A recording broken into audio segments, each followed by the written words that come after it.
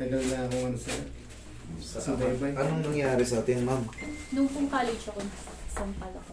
Kasi po, nag-theater po kami. Tapos, likod po ng palad niya yung sampal sa akin. Medyo malakas ngayon. Opo. Tapos, ito po yung na-hit sa akin. So, yung sampal niya pa ganun. Ngayon, anong nararamdaman mo, kumbaga? Nagkiklik siya, tapos ever since, parang nag-migraine na ako lagi. Tapos, parang... Nagkikreate ng mga sakit sa ulo, hanggang dito, sumasakit ba yung ganito mo? Opo. Tugon siya Okay. sa... EMJD nga yan. Kasi Tapos, pagka yung ganito ko, ninigas din. nandidigas din. Okay. Sige nga. Ano nga? Sige nga. Sara. Okay. Gusto ko muna yung ano. Sumayin ko. Masubukin tayo dito. Siya. Kapili na ako dito. Ang layo. Saan pa kayo galing, sir? Ha? Saan pa kayo galing? Lagi siya. Okay nga nga. Sige nga nga. Nga nga. Sige nga nga. Nga nga. Dahan-dahan sarap. Yung naramdaman mo, Galing. luminis. Okay, tapos may tuturo ko sa'yo mamaya yung technique. Kasi, college ka pa nun, di ba? Opo. Ngayon, sa tingin mo, approximately, ilang years na ang lumipas? Mga 10 or 10? I'd say 15 na ata. Okay.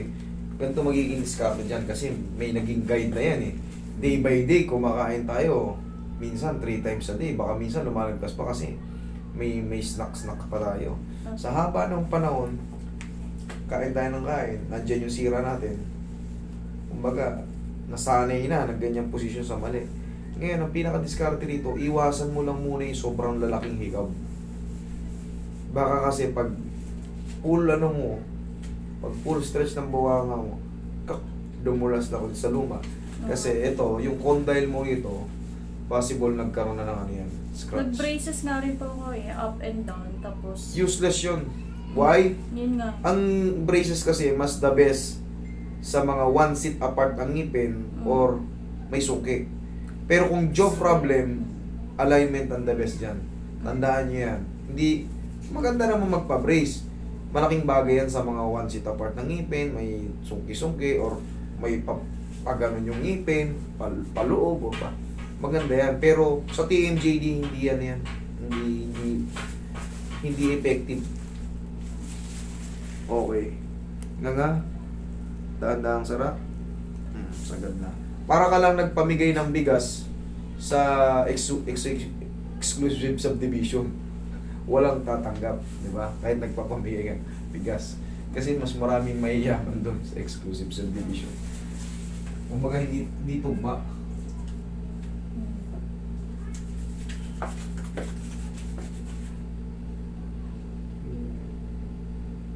Ang pinaka-the best na gagawin mo pag humikab ka, pag ganito tayo. Paloob.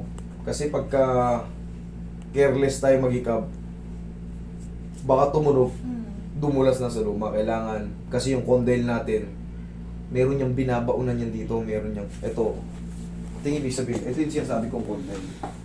Ito, kailangan niya nakalubog yan dyan palagi. Kung lumalagpas kasi yan, gumaganyan yan. Naglalak yan dyan, gumaganyan yan. Yan, gumaganyan yan. Lalo pagka malakas ang pagkatabi sa'yo. So, kailangan yan, nakadiin doon. Nakadiin. Okay. Relax lang.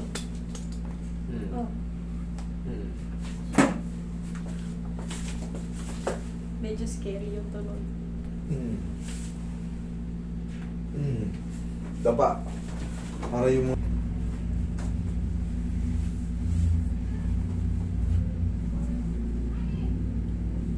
yun.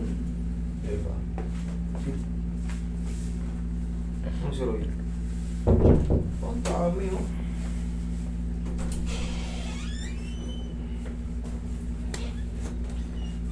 Bigyan mo ng konting karate ito si Ma'am dito sa balikan. Kung yun, muntik-muntik ka na kaya ininuman ko ng gamot. Kung mapapansin nyo, maaga pa, mag-alas 3. konti na lang, ito na lang sila. Pero pang pahabol, may iba kasi na gano'n. Ito yung sinasabi ko. Bagay, hindi naman natin sure kung kailan tayo magkakasakit. Biglaan na lang eh. Titignan natin kung kaya pa ng katawan natin. Katulad ko, minsan madaling araw. Minsan madaling araw. Muntik na ako nung Friday eh.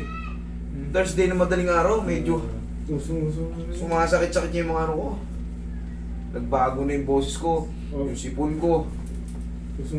Nakakaramdam ako ng mga joint pain. Alam ko na yung simula ng trangkaso eh. Parang hihina ng mga joint mo. Masugpuan. Oo. Sabi nga nung admin ko, parang tutuloy ba tayo bukas? Nauna pa pala sa akin yung mga pasyente, may sakit daw. May trangkaso. Yung last day? Friday? Kunti pa. May stage pa. Biglaan kasi lamig dito. Lamig dito sa akin. Sobrang lamig. Hangin. Ihaya ko. Ano, dahil puno rito sa amin. Lalo rin sa street namin, pag bumababa akong bagal, may creek pa rin na malaki. Puro puno.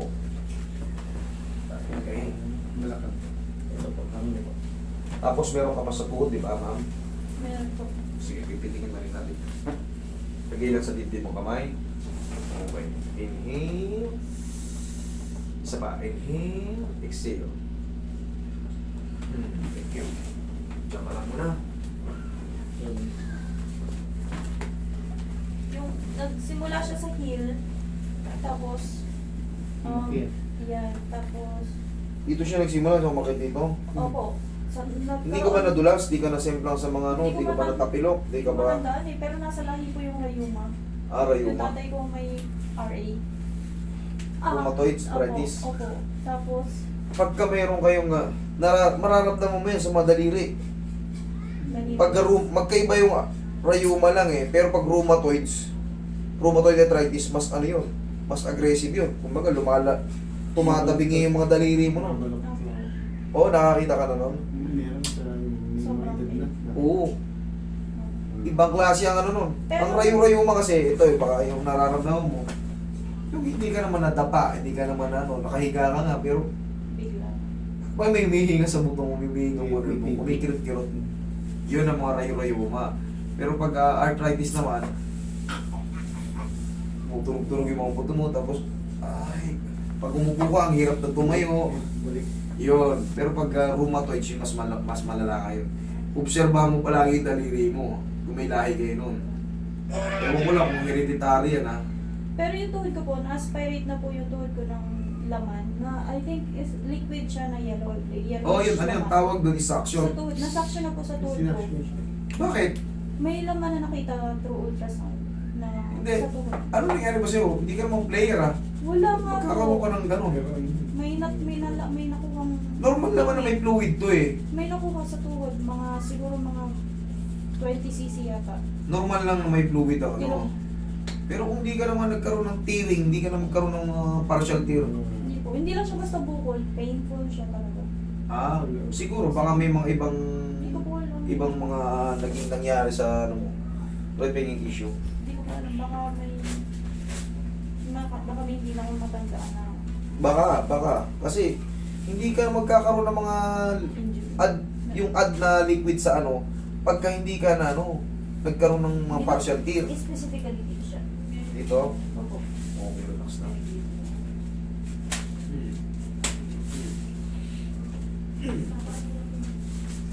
Tapos dito sa heel, Opo. ulat ako kasama niyo yan? Kapatid ko po. Damay na rin natin to.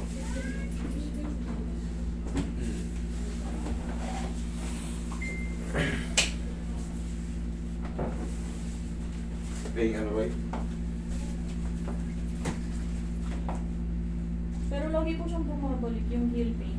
Bumili po kasi ako ng patches. Yung pong nauuso ngayon na nilalagay sa heels na mga patches ng mga Hindi yun Japanese. ubra. Maniwala ka sa akin. Parang nagiging black siya overnight. Parang kinabukasan nagiging black. Ewan ko ba't ganun. Nagiging black siya kinabukasan. Chemical reaction yun. Sabi. Pag nahihinitan. Oo. Chemical reaction. Hindi siya totoo. Fake siya. Ganun. Walang patch na Oo, yung patch, pwede yan mo ilagay yan. Pwede natin ilagay yan sa Akala ko, sa mga muscle pain, normal yun. Pero yung mag-change color, chemical reaction yung pag napapawisan. Kung maniniwala sa mga ganun, mas hindi naman makakapag-adjust ng heel spar bone yun eh.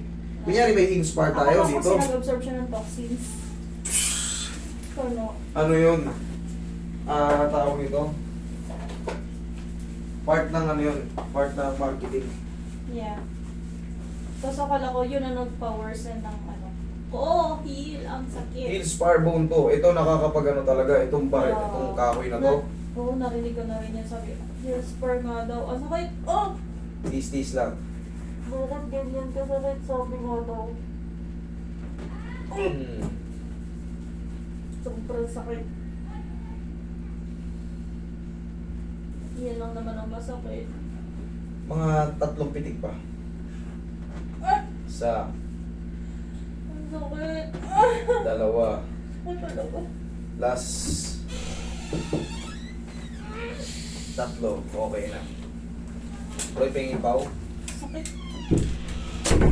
Sobra. Chemical reaction lang yung ano nun. Yung nagbablock siya. Isang malaking kalokohan. Tapos sa online mo lang binili.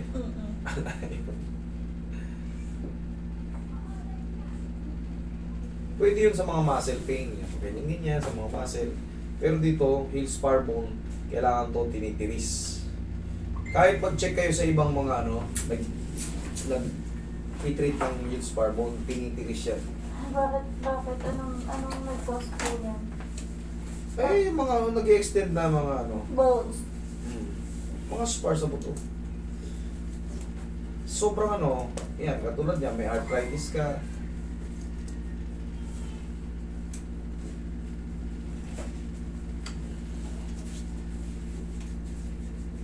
Bakit sa kanan lang po? Eh, siyempre, kung ano yung napupuruhan, kung ano yung naunang sumakit, hindi naman yan parehas lahat. Hindi yan tugma lahat, hindi yan connected lahat. Hindi yan connected. Para sa sciatica, single lang yun, hindi yan sabay. Sumisingle lang siya, hindi siya. Kaya kanan lang. Oo. Kung desiccation to the right, right ka mag-ano. Okay? Opo ka. Pwede mo nang stop yan. Ano yan? Tiin mo nang gano'n. Lakad mo.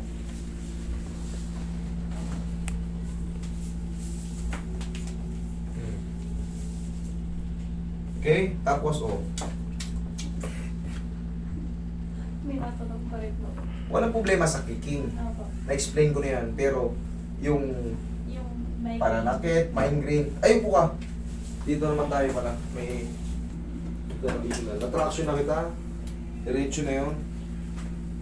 Ito.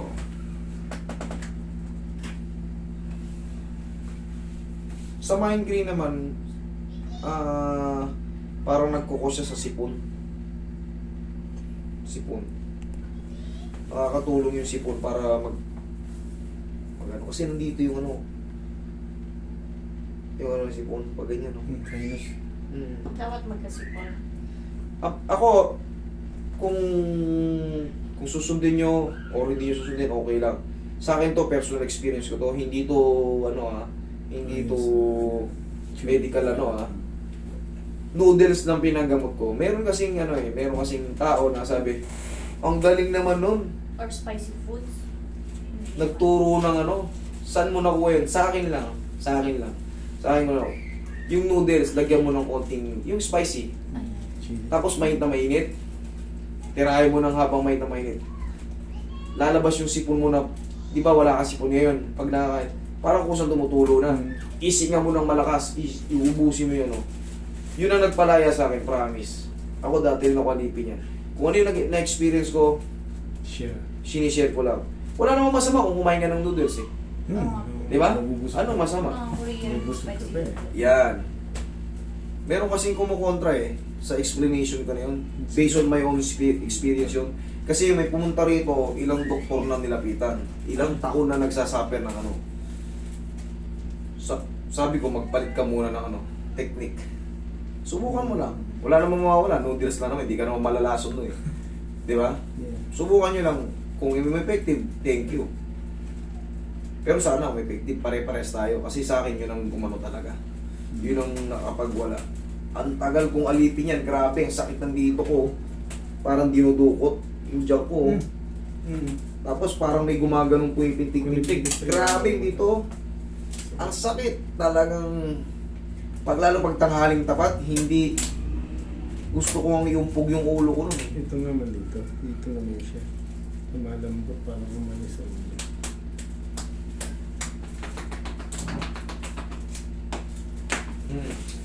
Tapos yung may mild clicking, bugbugin mo naman yan. Bugbugin mo ng bubble gum. Dito, may maliit na clicking. Apo. Yung nguya natin gano'n, no? Apo. Simple lang pero matiin. Kasi ako may play na rin yung jaw ko. Ayun nga po, right side ano din po ngayon. Hmm? Ay, Ang mahalaga, walang sakit. Kailangan. Tamo, lakas nga sa akin, no? Minsan, na-experience ko. Dati wala akong ganito eh. Kakahikab ng malalakas. Tapos kaka-testing na. Wala na, hindi ko na maawat. Ang lakas na ng play. Pero walang problema kasi walang pain. Yung nagkakaroon kasi ng pain, normal lang yun. Nasasakit yung dito nyo. Minsan maabot pang pa ganun. Opo.